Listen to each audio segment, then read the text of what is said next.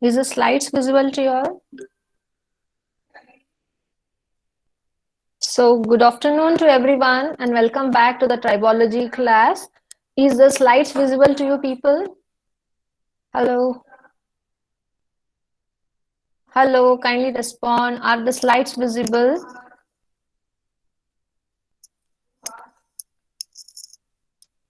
Is the slide visible?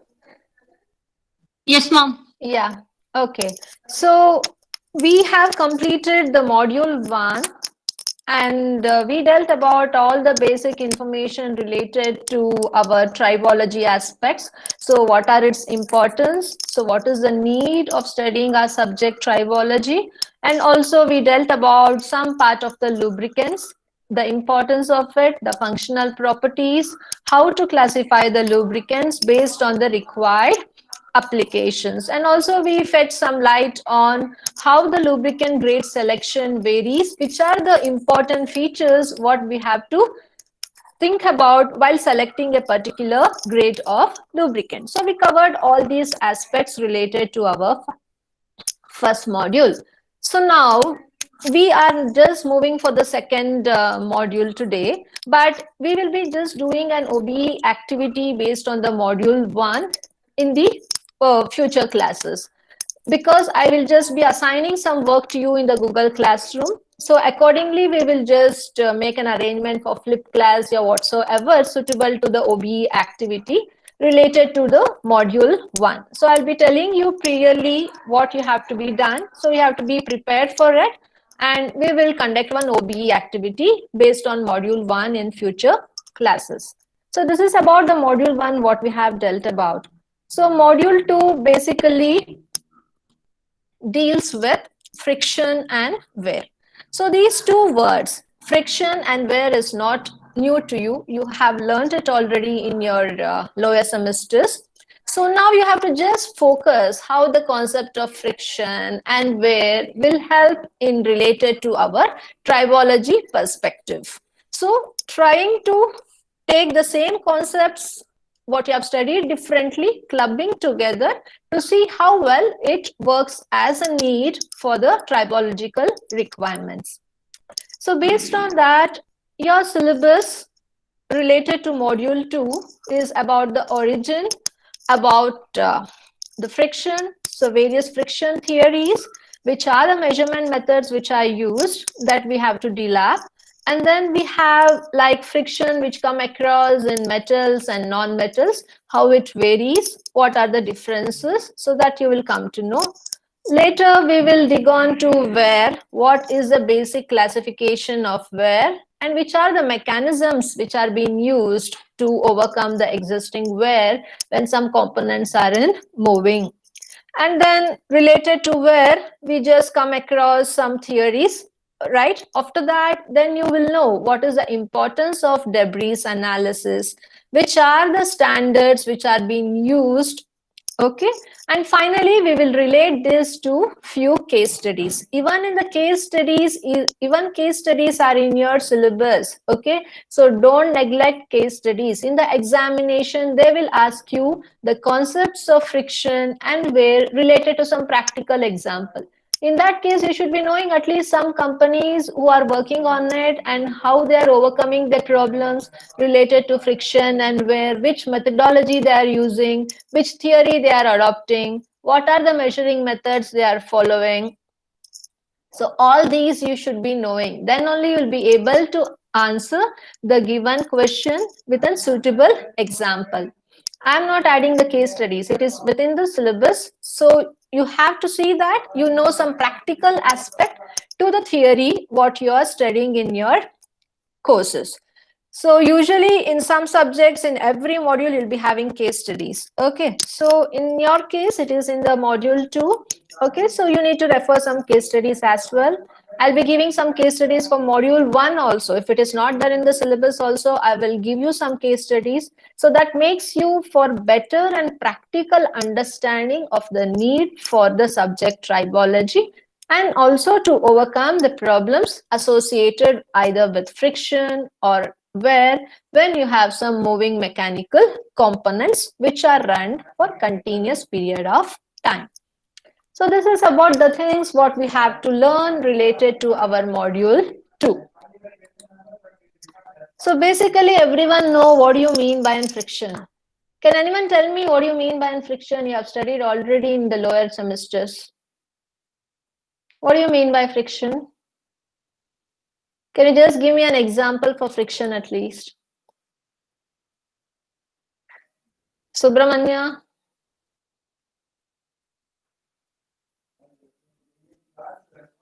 Anyone kindly respond?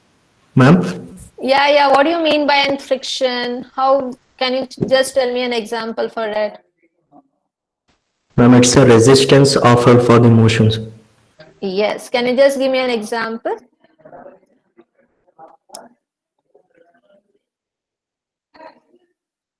One example for frictional force.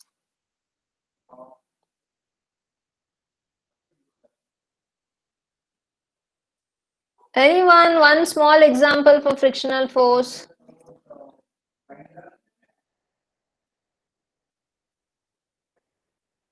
You should answer. Anyone?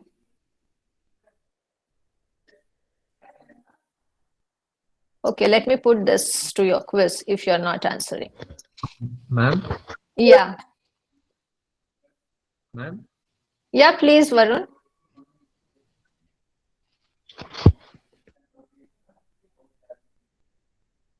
Please let me know. You are muted again.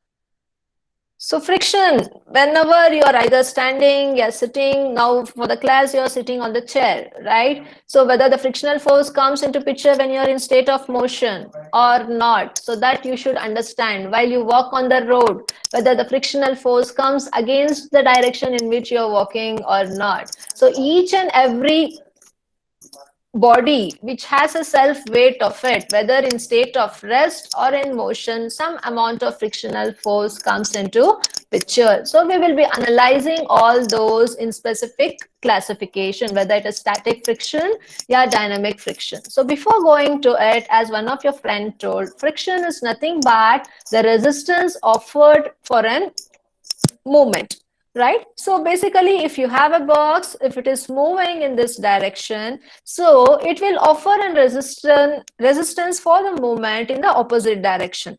Again, it depends upon whether the body is on the smooth surface or on the rough surface, what is the amount of load applied to make the body move. So if the body is moving towards your positive x-axis, then the frictional force will be offered in the negative x-axis, right? So it will be just opposite to the direction in which the body is moved. But that frictional force will depend mainly about whether the surface is smooth, rough, or any other voids or ruptures which are there across the surface. So here you can see neatly, a body cannot move by itself if it is in static or in rest position. You need some force to be applied on the body. Okay, so when you apply some force, this force will make the body which was in rest to have some movement. So when the body is in movement, it initially resists for the applied force. It won't directly move. If the applied force is not able to be withstand, right? So then only it will start moving. Initially, it offers some resistance for the moment. If the applied force is crossing that resistivity, then the body will move slightly. But when it moves, it provides a frictional force in the opposite direction. And this frictional force also helps to provide a particular firm grip for the body to be standing on the given surface. If there is no friction at all, so then it will be difficult for the body to stand erect when it is in motion. So a minimum frictional force is also needed. So this is just to show the concept how the frictional force come into picture when the body is in motion due to the applied force. Right? So once you are thorough with the concept of friction, it is not a new subject at all, and you are aware of the categories also. So the friction could be classified into two types. One is the static friction and other one is the dynamic friction. So when you call the friction to be static and when you call to be dynamic, that also you are aware enough. So while now digging out to static friction, you can see that when the body is in the state of rest, right, the frictional force which is exerted on the body is called as static friction. You have a body and you're applying some force to it, same thing. So the applied force is withstandable by the body, so the body doesn't move, but still due to the applied force some amount of friction will be generated, so that is called nothing but the static friction. Similarly, then we go up with the dynamic friction. So dynamic friction always comes into the picture when the body is in movement. So when you apply the load so much, the body is not bearable enough to withstand and it moves. So when the body is in movement, the frictional force which is coming in the opposite direction will be nothing but our dynamic friction. And this dynamic friction again could be classified into different categories. So it depends upon how the movement is being going. Is it either through sliding movement or through rolling movement or through pivot? So pivot usually comes across the bearing components, right? So we'll go in depth. So again, the dynamic friction will be classified into three types. One is the sliding, rolling, and the pivot friction. So now you should understand which type of things which comes into the picture in case of sliding, yeah, rolling, or in pivot friction. So first we will speak about the sliding friction. What happens in sliding friction? You know, when you have two bodies which slides against each other, so due to this external force, you will be having a sliding friction. So that is nothing but your sliding. So you might be having two boxes here. So one box which is sliding over the other. So due to the movement or due to the sliding of the object over the other, the friction which has been originated is nothing but the sliding friction. Here the body is moving. So you have two blocks, right? When you apply the force, this body is moving towards your right axis, right? Positive x-axis. So it means to say it is sliding. So this box is sliding on the green box. So due to this sliding motion, the frictional motion will be coming in the opposite direction when it is moving. So similarly, the rolling friction. So rolling friction usually come across in a body. Suppose if it is rolling on one surface, a body which has either the rollers or the balls which is standing on the other body. So when you apply some force to the body, the roller moves in either clockwise or anti-clockwise direction. It depends upon the direction in which you have applied the load, right? So the frictional force exerted by the second body will be nothing but our rolling friction. So this is about the second type of dynamic friction classification. Then the third one is the pivot friction. What happens here? The friction force experienced by a body due to the motion of rotation, okay, is nothing but the pivot friction. This type of pivot friction usually come across the bearings, step bearings, footstep bearings basically. Okay, so these are the three varieties which are available under the classification of dynamic bearings. So now we were speaking something about pivot bearings. So pivot friction which comes across in our step bearings. So we just focus on the classification of the friction which come across in some of the bearings. So here we have just taken an classification of the friction which come across in some bearing related to pivot. So one is the flat pivot here, conical pivot, and the truncated pivot. So all these three are the classification of frictions for pivot type, which come across usually in bearings. So what do you mean by pivot basically? So what happens here? The bearing surfaces when it is placed near the end of the shaft. So you will be having a shaft and you have the surface of the bearing. So when you place the shaft across the end of the when you place the end of the shaft across the surface of the bearing, what happens is, I'm sorry, it results in the formation of the axial thrust. So due to this axial thrust, the friction which has been generating will be nothing but our pivot. Suppose if the surface of the shaft which is across the end, if the end of the shaft is flat, which is placed near the surface of the bearing, then the pivot what you are getting due to the axial thrust will be nothing but our flat pivot.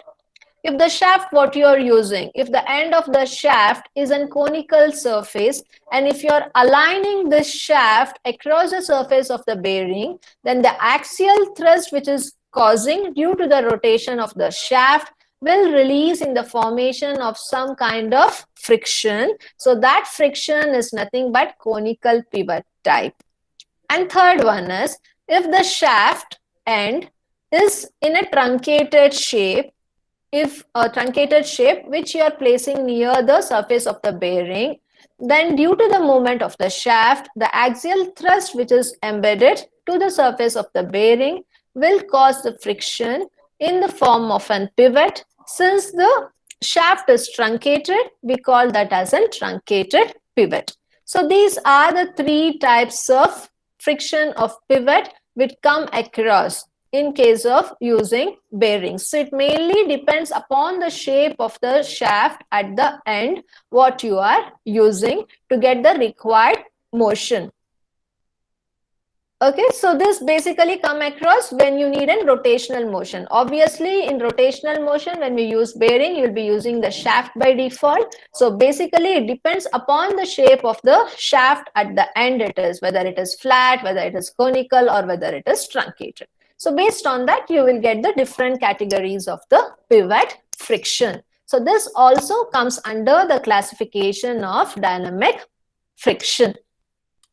So the rest part, you know, related to the static friction, sliding friction, and rolling. The static friction is the position of the body in the state of rest. Even though the force has been applied, it will resist and it will not provide a single unit of displacement, and hence there will be no motion, but still due to the applied force, some negligible frictional force can come into picture. Okay, so and hence it is called to be as a static friction. Sliding and dynamic friction, it could be due to the sliding or due to the rolling. So here, if you have a base surface on which you have a component which can revolve either clockwise or anti-clockwise. It will become anti-clockwise if you apply the force from here. If you apply the force from here, then it rotates in clockwise direction. So in the opposite direction to which it is rotating, you will be having the rolling friction here. In this case, you will be having the sliding friction. If the body is in state of rest, then the friction what you get will be nothing but our static friction. So this you should be aware enough. So these are the major classifications of the friction with respect to state of motion, whether it is at state of rest or in movement. Apart from that, there are some other classifications of the friction that also you should be aware enough. So one is the dry friction. Why dry friction comes into picture? You know, whenever you have any mechanical component which is revolving, we usually use a very thin layer, at least in the worst case, as a lubricant so that the friction will be reduced. If the movement is been achieved either rolling or sliding without application of an lubrication at all, then the friction what you get across the surface of the moving component is nothing but our dry friction. Okay, so that value will be comparatively higher than that of the frictional value what you get when it is lubricated. So you should also know the value of the lubricated friction. So what is lubricated friction? The name itself suggests you it is the friction which is coming across between the two surfaces when it is lubricated. So you have two mechanical components which are sliding or rolling. So both the surfaces which are coming in contact are lubricated by some thickness of a film. So when you have a lubrication, what is the minimum friction you are getting across the lubricated surface? That is nothing but lubricated friction. Always the dry friction value will be higher than that of the lubricated friction.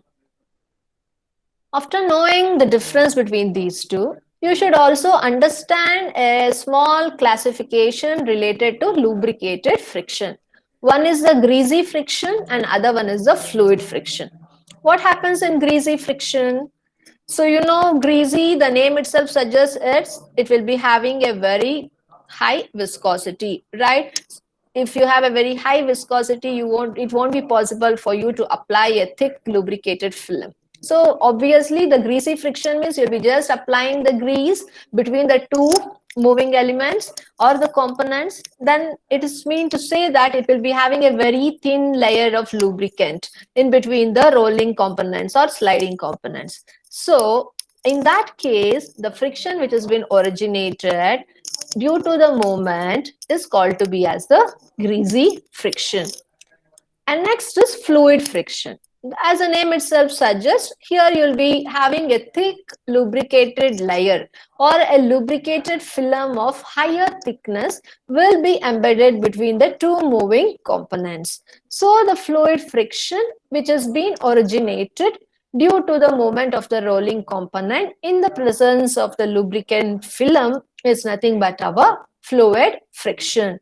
And again, the friction value what you are getting for greasy type and for fluid type of friction, it again depends upon the quality, the grade of the lubricant you are using, and what about the material through which the components are being manufactured. So we cannot say that greasy friction will provide a high value of friction and friction type will provide a low.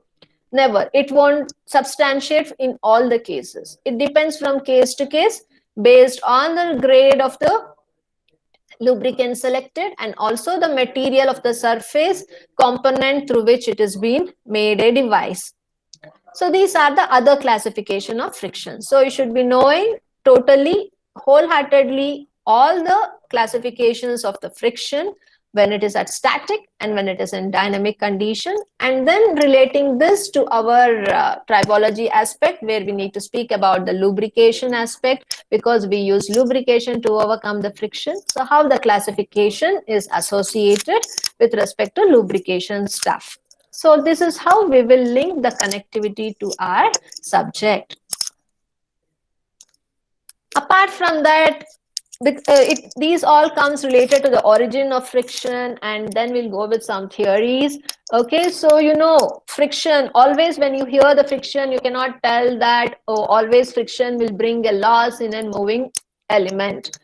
Sometimes the friction which is in existence could be desirable and need for a particular work. And sometimes the friction which come across might reduce the efficiency of a machine component also. So it helps in both the ways.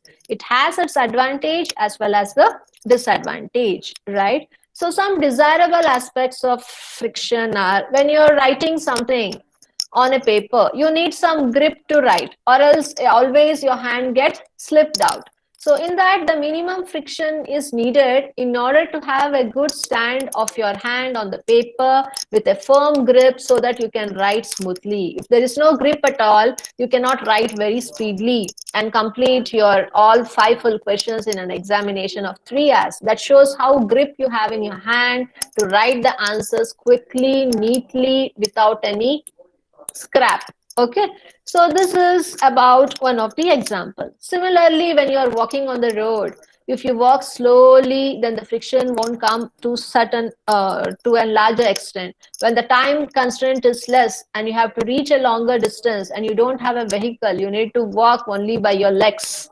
So that shows how grip you have in your legs to walk or to run fastly and reach the destination without falling down. If you fell down, then that shows that the friction which has been generated is not a safer zone for you to move. So again, you need a firm grip of your leg with respect to the road on which you are walking. It also depends upon the shoes what you are wearing, right? So all these matters for the friction which is coming across, is it desirable or not? So these are some of the examples for the friction which is desirable. Similarly, there's the frictions which is not desirable also. So suppose if you want to just push a huge block, right? So a large amount of effort has to be applied by you to move an block. Okay, and this block is too heavy that you should try to move it very smoothly. So in this case, if you get a large amount of friction in the opposite, so this person is pushing the block towards positive x-axis, right? And it is a heavily loaded block and it has to be moved very smoothly. In this case, if you get a very harsh and high frictional force, then it is not desirable. Here you need a very negligible amount of friction. Okay, in this case, if you get a very large amount of friction, then it is not an desirable one. Similarly, when the machine parts are revolving, if you get a high frictional value, then it is not desirable to have a high value for a smooth working of the component for a long period of time, right, and yield the required output. Always the frictional force should be negligible. So these are the examples where the friction is not desirable. Even though if friction comes, it should have the negligible amount of friction, or else it will affect very badly. So these are the examples where friction is not desirable and where friction is desirable. So both the things we just covered out. So once you know about the friction, its classification, and when it is said to be desirable and when not desirable, you should also know something about the word limiting friction. This you have studied already. So what do you mean by limiting friction? So limiting friction is the value at which the body can be in the state of rest even though you are applying a force. So above this limiting friction, the body starts moving.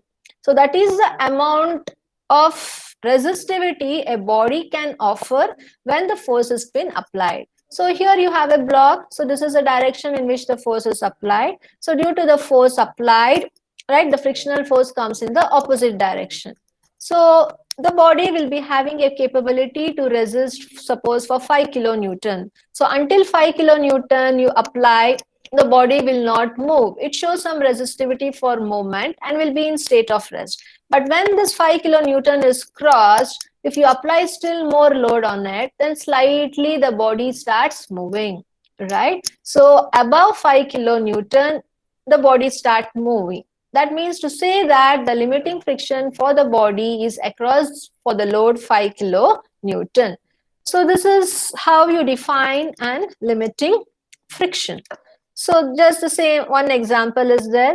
Initially there will be no force applied and later you start applying force 1 kilonewton. It will be in the state of rest, no frictional force. Capital F stands for the applied force and the frictional force is represented by small letter f. Both are measured in terms of Newton. So when there is no load at all applied, there is no frictional force. Then you apply 1 Newton. So a slight frictional force is there, but no moment. Then 2, then 3 Newton. Okay, so then when you apply 4, right? So when the force has been applied, the frictional force is 3. It is a limiting frictional force, but the body starts to move. When it is 5 also, the limit of frictional force what you're getting is 3. So it cannot cross above 3. The frictional force will be retained the same. So this is nothing but the limiting frictional value 3. Even though you apply more and more amount of load, the frictional force which is being generated remains the same.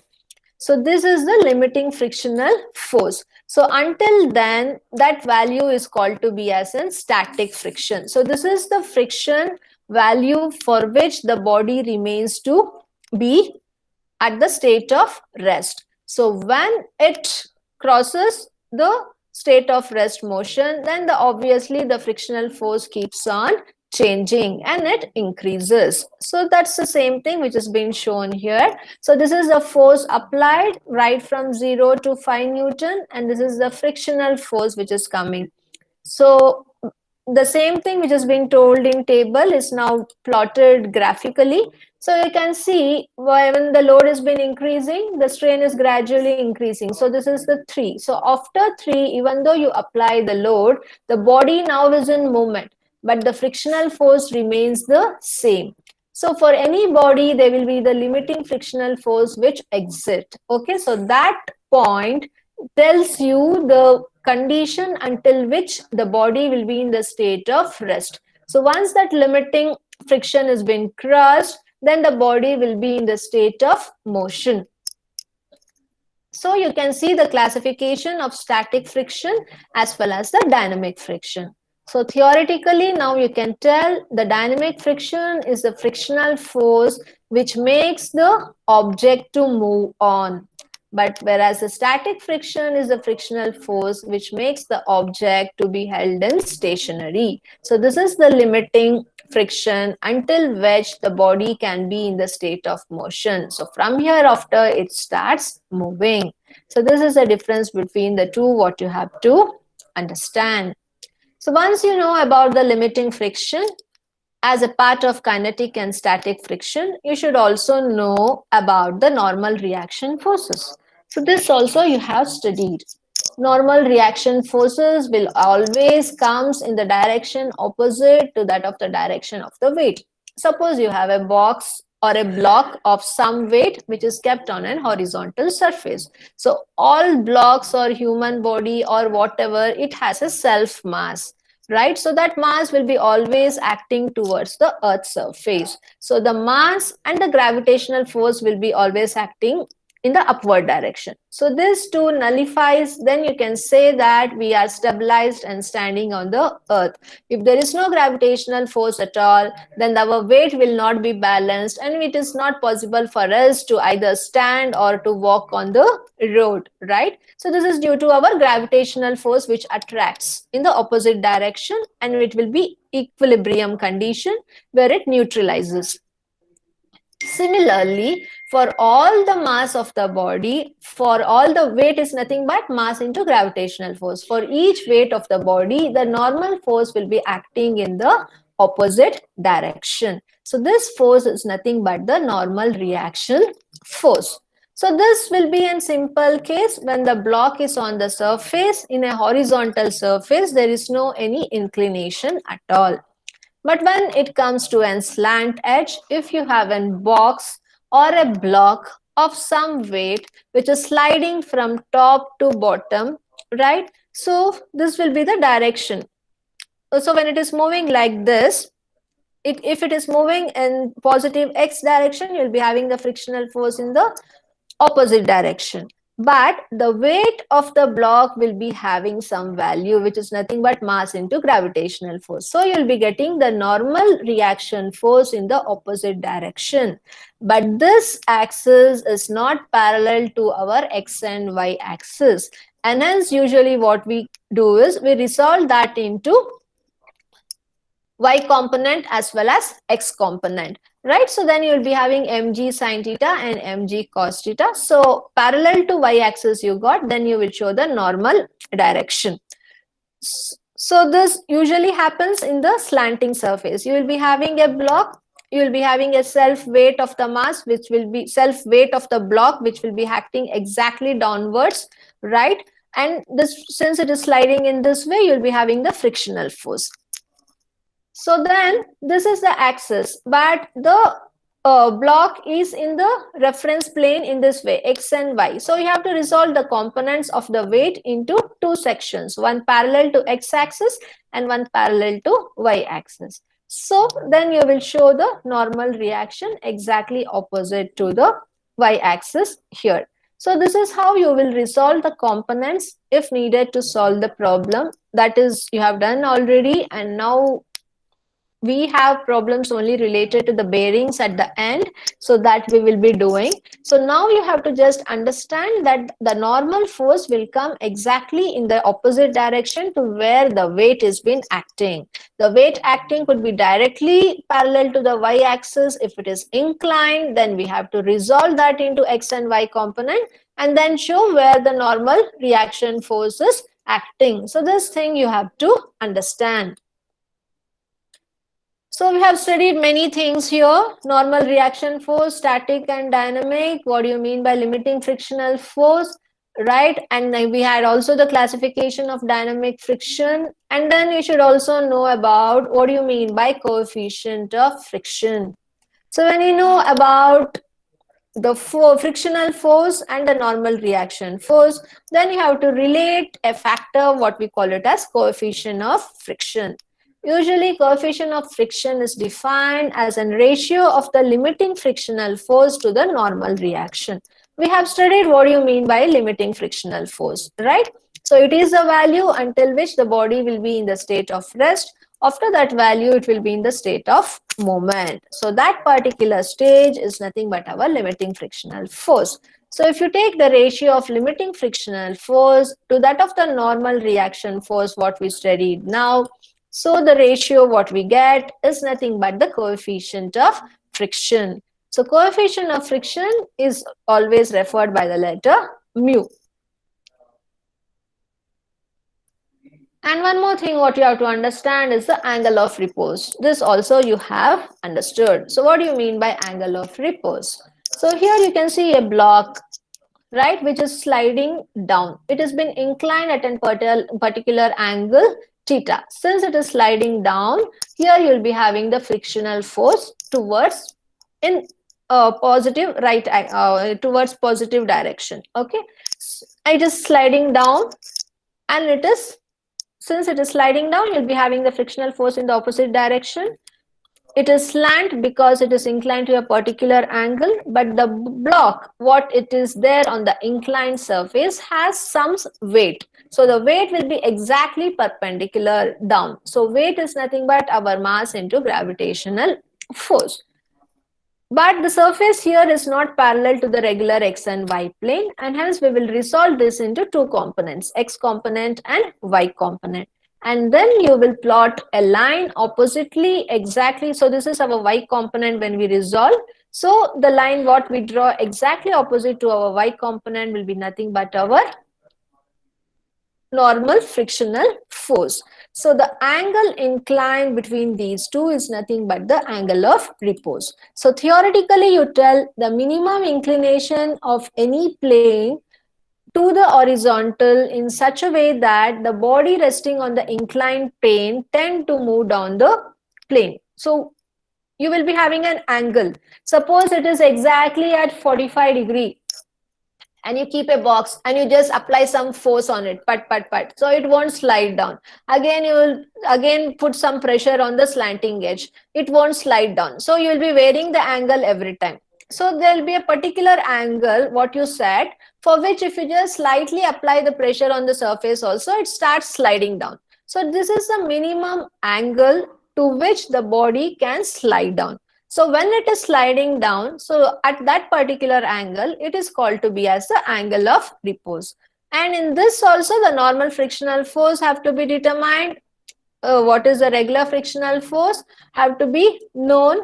For that, the weight of the given block has to be resolved into two components. And we do the same thing, but you should be knowing the minimum angle at which the block can slide down. Because there are other angles also where the block will be sitting on the slant surface, but it won't slide down at all. There is a specific angle for each block with respect to the weight of it, at which angle it will slide down. So that minimum angle which makes the body to slide down is nothing but our angle of repose. So these are the basic origin concepts of friction, what you have to be knowing. So what do you mean by friction? Its classification, right? And some terminologies related to normal reaction force, limiting frictional force, coefficient of friction, and angle of repose, you should be aware. So further, after knowing the basic concepts of friction, now we will focus some part related to our tribological aspects. So now we have to speak related to the viscous, the lubrication characteristics which comes into picture in case of borings and other theories, how it is related. So basically, you know, friction is nothing but the resistance offered to a motion. It could be either for sliding or rolling. And I also told that the friction could be dry friction or it could be an lubricated one. So in lubricated one, we usually use the term viscous friction because all lubrication will be having some amount of viscosity in it, right? So some lubrication follow Newtonian law and some will not follow Newtonian law. So that is nothing but Newton's law, where you call as Newtonian type of fluid and non-Newtonian type of fluid. In case of Newtonian type of fluid, irrespective of the pressure, the viscosity remains the same. In case of non-Newtonian fluid, the viscosity increases with respect to the pressure what you apply. So here, related to viscous friction, we just focus on the lubricants which follow or which obey the Newton's law of viscosity. So this part we have known already, the dry friction. So the dry friction where the lubricant is not applied at all. So without lubricant, you will be having a huge amount of friction which come across when the movement, when the mechanical components are moving. So it is purely based on our Coulomb friction. So in this, we have dealt already the two classifications, which is the sliding one and the rolling. So we dealt about both the type of classifications and also we dealt about the static, and then we came about the dynamic type of friction and how to know the various properties of the friction like the angle of repose, coefficient of friction, limiting friction, whatsoever. Now we have to focus on viscous based friction, which are coming into picture for the lubricants which obey Newton's law. So in that, you have again two sections. One is the sliding and other one is the rolling. So sliding usually come across with the bearings, right? Specifically, if we want to point out, we can tell about the journal bearings. And rolling usually come across in case of EHL contacts. We'll come to know those in depth. And later we need to relate to some theories of friction. So these theories of friction are dealt with respect to the roughness of the surface through which the body is in movement. Okay. So then related to adhesion, how the theories of frictions are speaking. Then related to the deformation, when you apply the load, you can have a good adhesion to the surface. In the same time, when you apply the load, some deformation can come into picture on the block on which the load is being applied, right? And sometimes you will be having a third body, what we call it as an asperities. So how these variations will analyze our frictional theory, this we will be coming into picture slide by slide. So with this, you need to know exactly how the resistance come across. So before going into the theory in depth, you should be knowing some few terminologies. Okay, so the resistance can be offered either due to adhesion or due to abrasion. So what are these? So you will be having a block in which when you apply some force, then the body will move. But this body is lying across an surface. So this surface could be smooth or it could be rough, whatsoever. So due to the roughness, the friction can be still higher, right? So now you should know where the resistance for the applied force usually come across. So one is due to adhesion and other one is due to abrasion. So adhesion is nothing but it will be having a good adhesion between the substrate and the box or the block in which it is moving.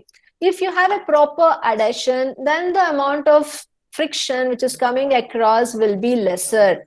Okay, so this adhesion usually depends upon the electrostatic force between the surface and the box block. Okay, and it is also the bonding or the van der Waals forces which come across while moving. So if you have a good adhesion, it will be having a strong electrostatic force of attraction between the molecules of the surface and the block. So if that is the case, the amount of microscopic forces which are being generated in between the molecules will be not too far. It will be nearer. So the force between the molecular surface will be less, and hence the friction won't come into picture to an higher extent.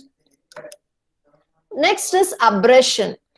So abrasion includes the elasticity, the plastic deformation which comes into picture when you apply some force on the given block. So the applied load, if it results in making deformation into the body, it could be either at the elastic stage or the plastic stage. So elastic limit is nothing but when you apply the load, the deformation comes into picture, and it could be coming back to its position when the load is been removed. So that could be the deformation, or it could be a permanent deformation into the block due to the applied load. So this is nothing but the abrasion. So due to this abrasion also, the body moves in the direction where opposite to in the direction where the force has been applied.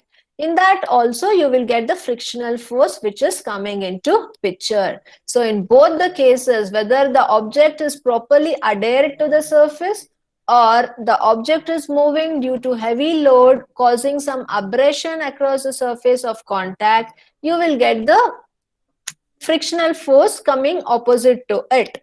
Okay, so but it will be resisting for the movement initially until certain limit, which is nothing but the limiting frictional force. So this adhesion and abrasion helps to retain the body in the state of rest by offering some resistance.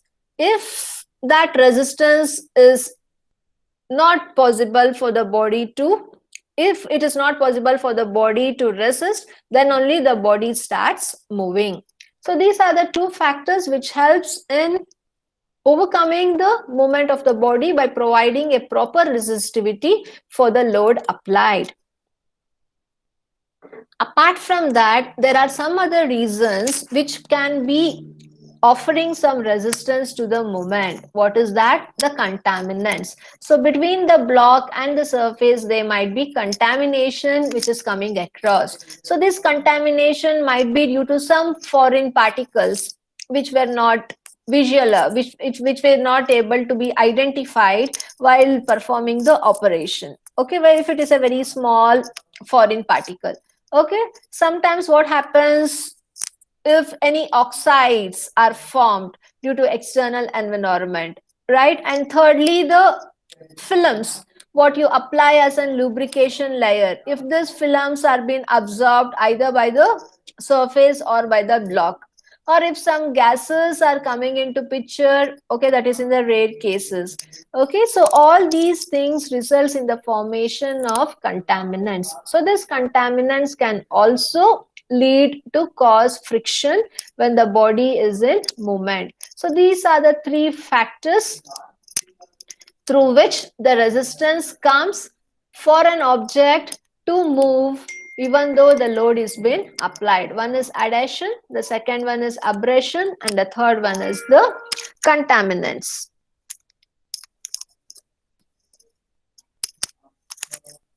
So after this, you should be still knowing few fundamentals of friction, which is nothing but the COF. So what is COF? COF is nothing but the coefficient of friction. Okay, so this is also called as a constant of proportionality. Okay, so what do you mean by this equation? F is equal to mu n. So mu is equal to F by n. So mu is nothing but our coefficient of friction. So the force applied. So you should be able to answer me this better than me. So this you have studied already. The coefficient of friction is nothing but a simple constant of proportionality. Okay, the force applied will be equal to the normal reaction force what you are getting. So these two will be directly proportional to each other. F is proportional to n. If you have to remove the proportionality symbol, you have to write some constant. So here the constant what we are put forwarding is nothing but coefficient of friction. So that shows how proportional the normal reaction force is to the force what you have applied. By seeing the coefficient of friction value, you can tell the proportionality of the normal reaction force, what you are getting with respect to the force applied. So these are about some few concepts what you have to know before going into the theories of. There are some researchers who have derived the theories of friction. Okay, so hello, anyone wants to speak?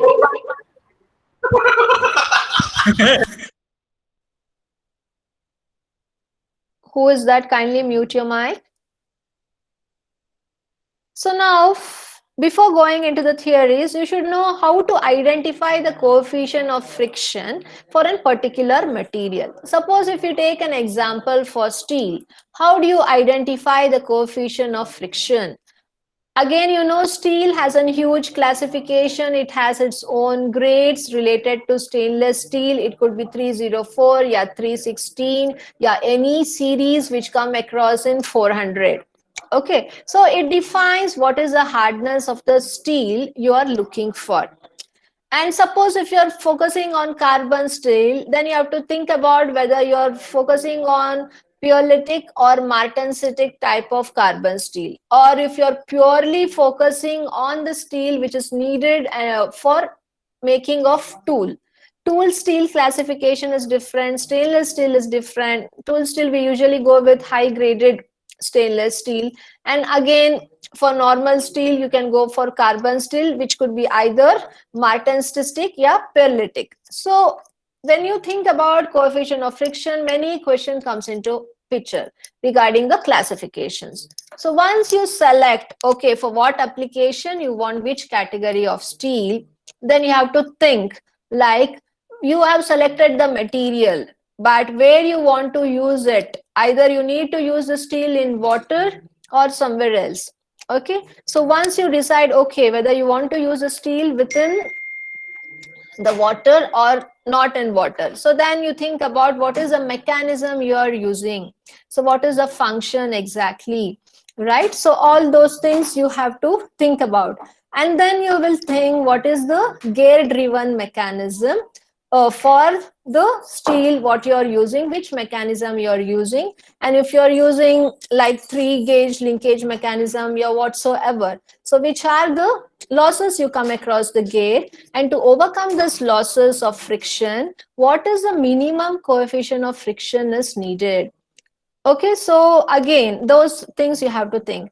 And then you're telling gears, then you should see like it needs to be hardened or not. So if the gears have to be hardened by some annealing treatment, so which type of material you are selecting. So again the questions goes on and on until you do the brainstorming sessions. So after doing the brainstorming sessions, you'll be having some good ideas, some concepts, and some stresses which can come across when the body is in movement, either through sliding or rolling, yeah, whatsoever. After you have some few data in your hand, then you will go and refer the gear design handbook. Then you will cross check the need and the requirement, whether it is mapping or not, slightly whether you have to change the frictional value or not. So then based on the mechanism, you can justify this is a thing what you are getting and this is there in the handbook. So you can decide the COF value which is nearly to that of your requirement, and finalize this is the basic coefficient of friction which is needed in order to run the given gear mechanism smoothly with reduced amount of friction. So in this way, you have to do the brainstorming session, get the required data, and then cross-check with the data handbook and finalize the COF. If you do the survey in this way, when the body is in movement, you will not come across an high coefficient of friction value. And remaining thing, I will start up in the next class. It's almost 12:50. I need to take the attendance. And in the meantime, you can start taking the quiz. It is there in the Google Classroom already. So I will call as per the roll list, Akhil KV. Okay, Anil Kumar. Please answer according to the order. Ankesh Aman. Ankesh Aman, your name is there? Yes, ma'am. Yeah, ma'am. yeah, yeah, yeah. Yes, ma'am. Gautam Krishna, Yes, ma'am. Balaji VR, Yes, ma'am. Yes, ma'am. Beldar Mohammed, Yes, ma'am. Chaitanya, Yes, ma'am. Chetna, Chetan Kumar, Present, ma'am. Dheeraj, Dheeraj CN, absent. Ishant, okay. Harshit, Harshit, kindly respond. Yes, ma'am. Harshit, okay. Yes, ma'am. Himanka, Yes, ma'am.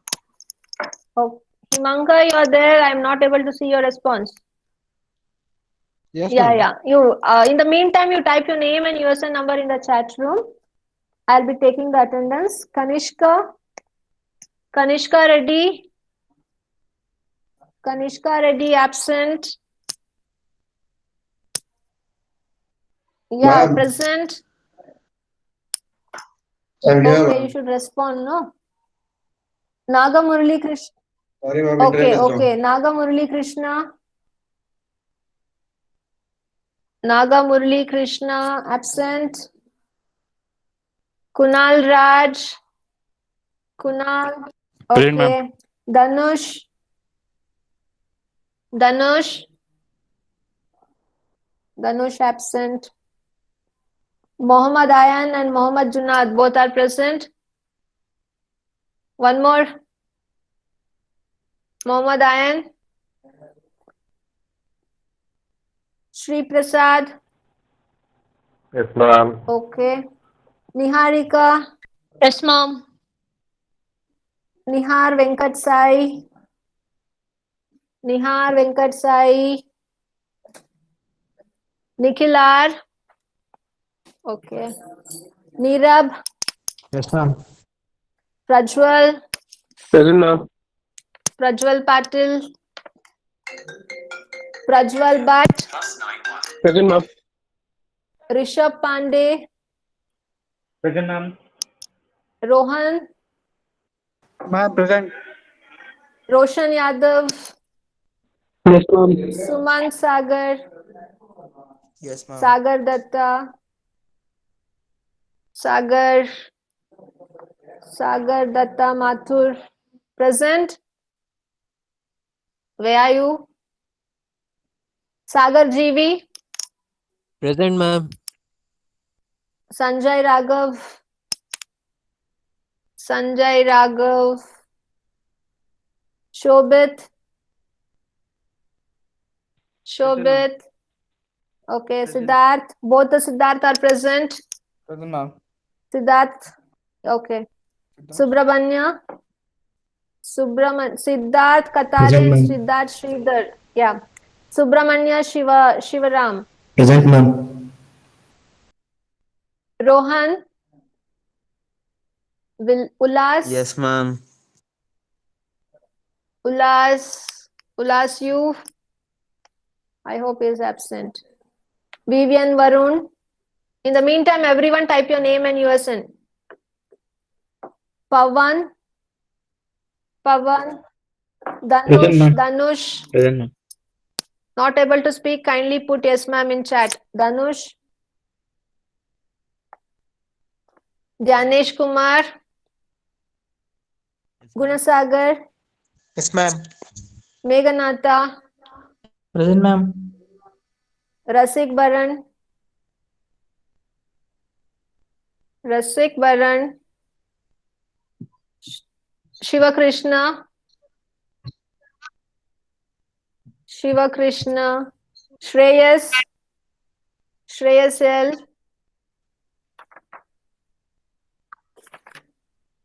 Srinivasalu.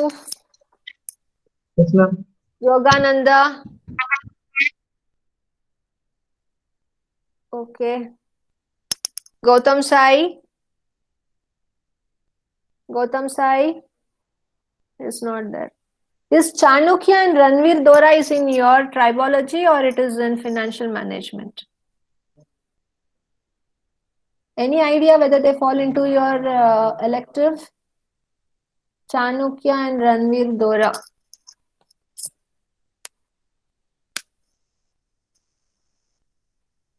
So I hope everyone have written your name and USN in the chat room.